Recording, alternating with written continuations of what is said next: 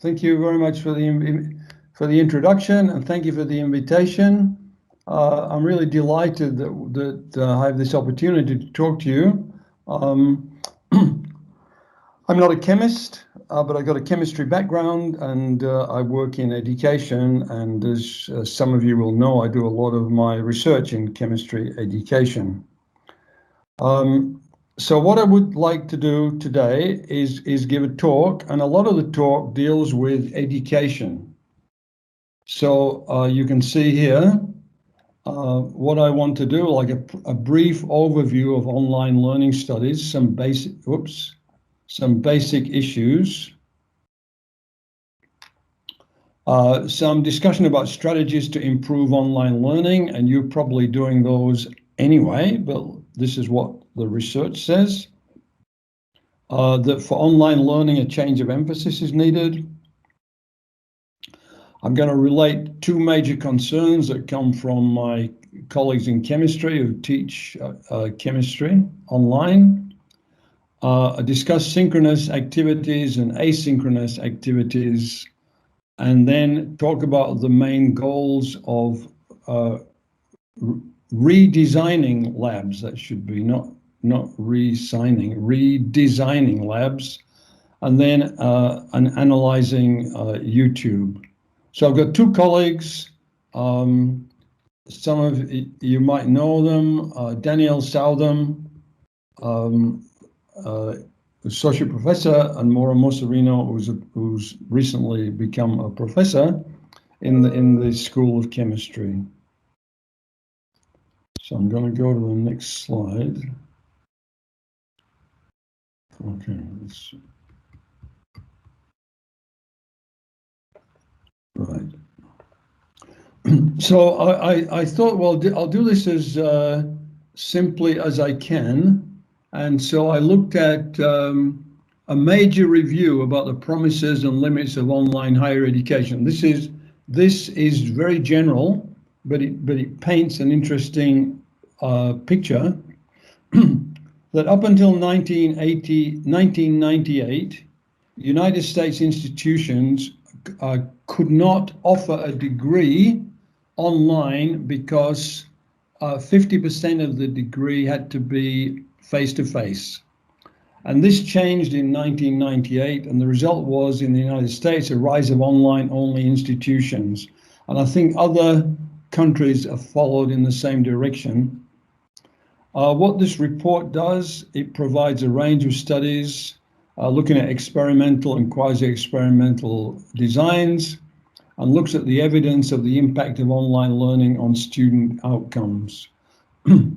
Most of the courses were not, well, the courses were non-lab based, so there's no science, and it was primarily in business, computing, and statistics. And I think the next two dot points are probably the summary of this 60-page document. For single units, on average, students in online learning conditions perform better than face-to-face instruction. However, if you look at a 4-year program, which can be online because of this 50% rule is broken, many studies identified negative effects of online instruction on course grade, and in some cases it was much worse. So there's some issues there that need to be addressed, and there are recommendations about addressing these strategies to improve online education. One of the points that's noted, and it may well be the same in Malaysia, that online education tends to be advantageous to adult learners. First of all, they have conflicting commitments with work and family duties, and also they tend to be well organized, so they can take advantage of online courses. But it's not advantageous to new university students who are new to learning. They're new to a learning environment which is without sort of structure, And so it's recommended a hybrid approach is needed, even for these universities that offer online programs. Apparently, many colleges provide counseling services for students to sort of help them make decisions about whether they should be learning online or face-to-face, if there are two options. One of the key issues about online learning, and that was part of my title, was the need to promote interpersonal interactions and the interactions between the instructor and the students. So a key to successful learning, as we know from our face-to-face learning, is assigning students to peer groups, a small group, problem-solving activities, and synchronous online discussion. That is, you have online discussion that is similar to face-to-face learning. One of the aspects that I found very interesting, and I'd be interested for you as practitioners to give me some comments. According to this report, one of the real advantages of teaching online is that you identify at-risk students much earlier, because they have to be, like producing a report from a lecture or something like this. And so you know very early on whether or not they are on task or whether or not they are at risk. And then the last point in this report was that you can't just expect teachers, academic staff, and teachers in schools for that matter, to teach online without having professional development, because students need to develop self-regulation and self-discipline. And I imagine in some situations this is not the best. And I think we all know that there are many reports that during this time of online learning, there's a great differentiation between like urban schools and non-urban schools, because of the urban areas and non-urban areas, because of the internet services, for example, are not as good outside major cities.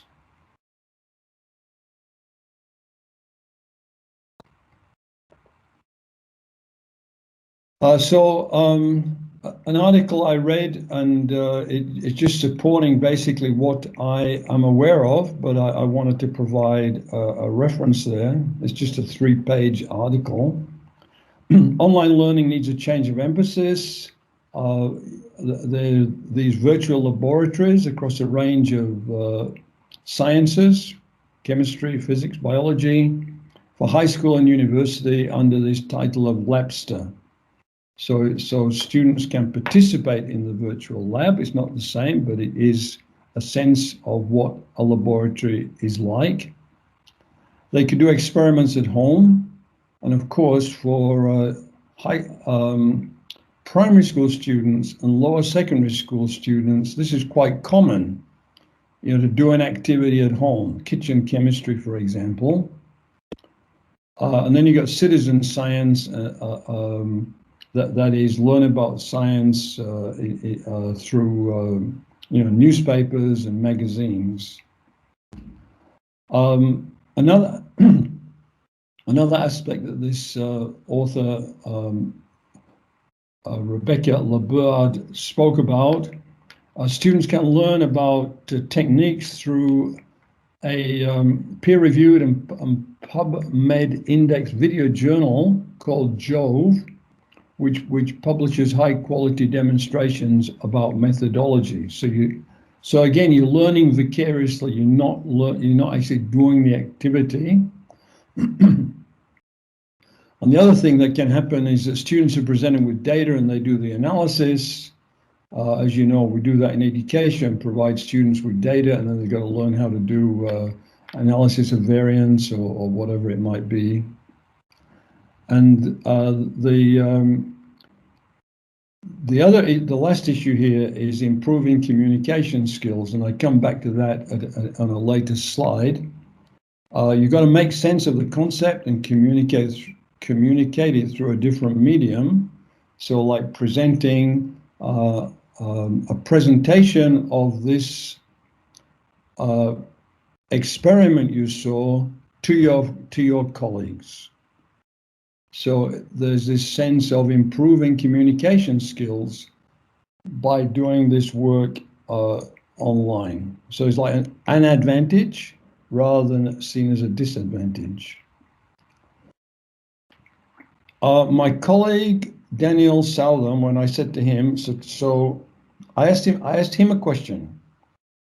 Daniel, when you are teaching online, because we had this period of time last year where we were teaching classes online, and he came up with two major points. Skill development without labs is problematic because students are missing out on the study of chemistry if they're not doing the labs. And he said you cannot easily do this at home or do it virtually, although there are advantages that I've just explained. And he pointed out that most online courses have some form of residential school augmented by online pre-test and post-tests. And I know from long before this COVID issue, there's a university in Australia called University of New England that offers distance education science degrees, but then they have 2 or 3 week residential schools where the whole time you're doing labs and writing reports. The second big issue, which I'm not aware of because I'm not doing this teaching, is the academic integrity and cheating that takes place with students working online.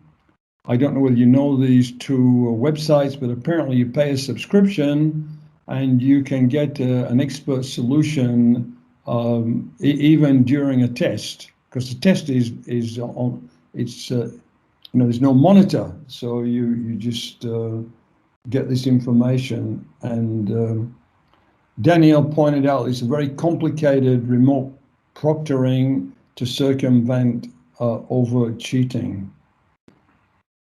I'm interested in your comments about this.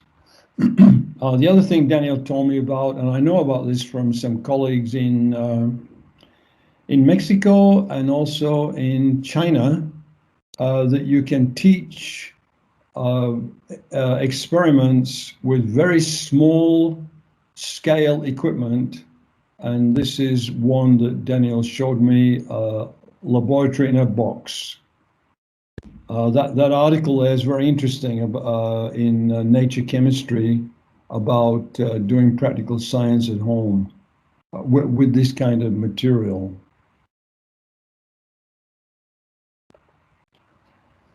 So we have synchronous activities where we've got social and active learning, and things are going on all at the same time. I don't know whether you in your chemistry programs use POGLE, this process-oriented guided inquiry learning. It's a workshop model. And I've actually done some teaching of this here at Curtin, helping out with my colleagues, and also some work in Qatar, which was part of a project that we had.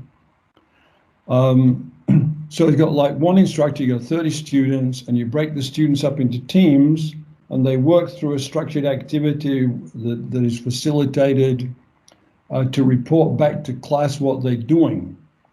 So they're working out how to do an activity by reading about what the activity is about to accomplish.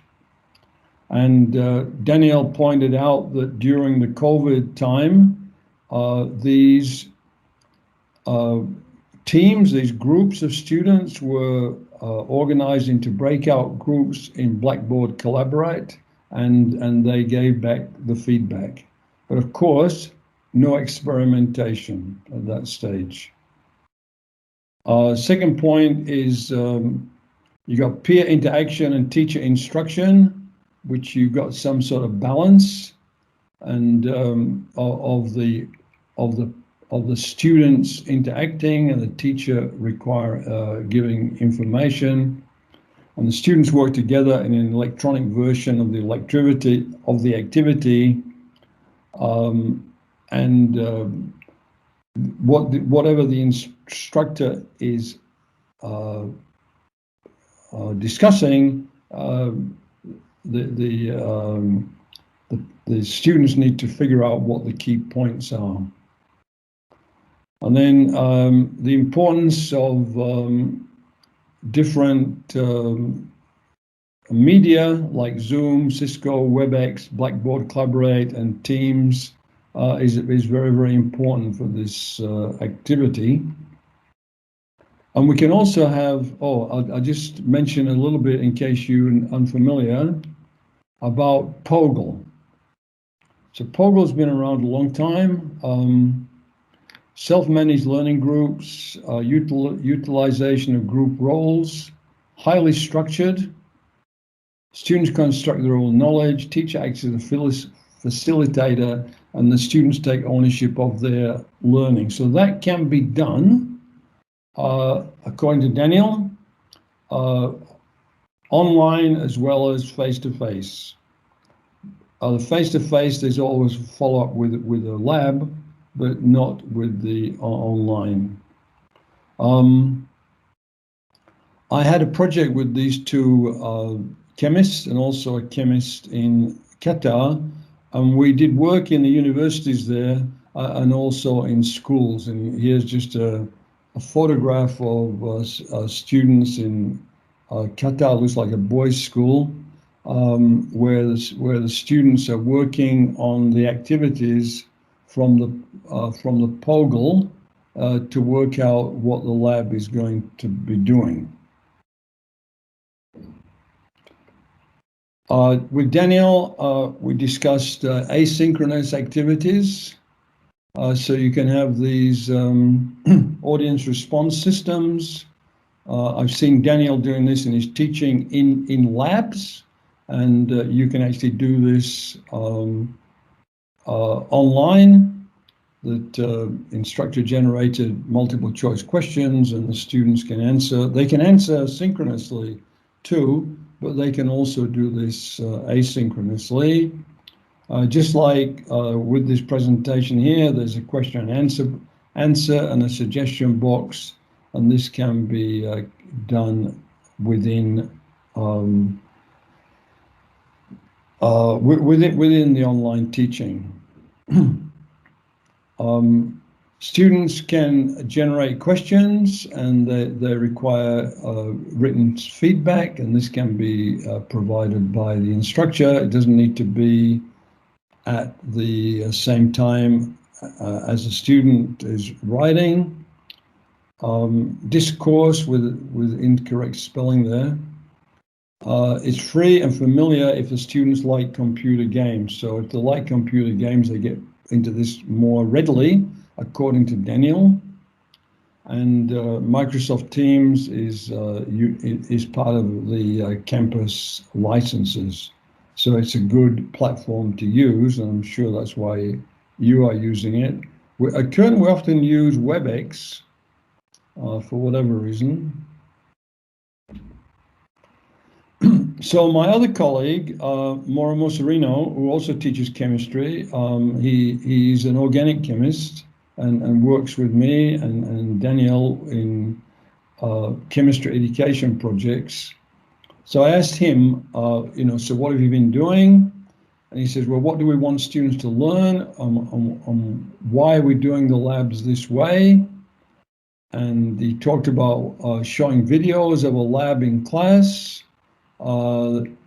Using the video, they can identify compounds, they can read and discuss the procedures, they see photographs of separating materials, and so they get some idea what to do, and then the outcome is redesigning the laboratory to measure potential unknowns. So that's all very general, and a bit more specific comes next. This, I remember Mauro telling me about this during the time he was doing it. So there's no opportunity for the students to do labs, and so what he was using was YouTube videos about procedures, and he says you can find many YouTube videos about the same procedure, but they're slightly different. And he said one of the things that I asked the students to do is to choose 3 different videos of the same lab, critically evaluate what worked best, and describe this. And then develop an evaluation procedure in writing so that you can inform others about why one procedure was better than the other. The interesting point, according to Mauro, is that he has noticed that there's been an increased understanding of the purpose of the lab when students work this way. So when he was telling me about this, this is early on in the COVID online learning time, he was really excited because he said, my students now understand what this lab is all about. Before, they just follow procedures without understanding the overall picture.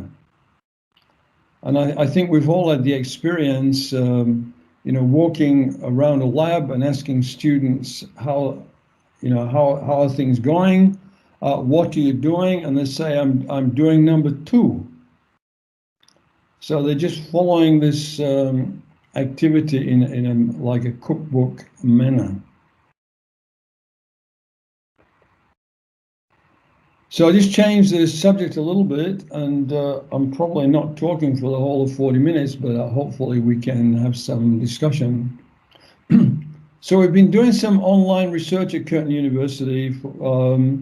We had a grant in 2014 from the Australian Research Council, which was looking at interactions in face-to-face and remote laboratories. What we basically want to try and find out is how are students learning in the lab, and how are students best learning in the lab, and how do they do this in a face-to-face environment, and how do they do this in a remote environment.